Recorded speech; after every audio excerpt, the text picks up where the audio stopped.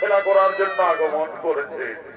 এই লঙ্কুশের ভূমিকায় অংশ নিয়ে অপরাধের মহান মঞ্চে নৃত্য পরিবেশন করে দেখাবে বিহার, বেঙ্গল, ঝাড়খণ্ড আন্দোলন সৃষ্টিকারী পুরুলিয়া জেলার জঙ্গলমহল মেডেল প্রাপ্ত এবং ভারতের স্বর্ণ পদক জয়ী দুই রোমান্টিক জুটি আকাশ চন্দ্র মাহাতো, বিকাশ চন্দ্র মাহিলী।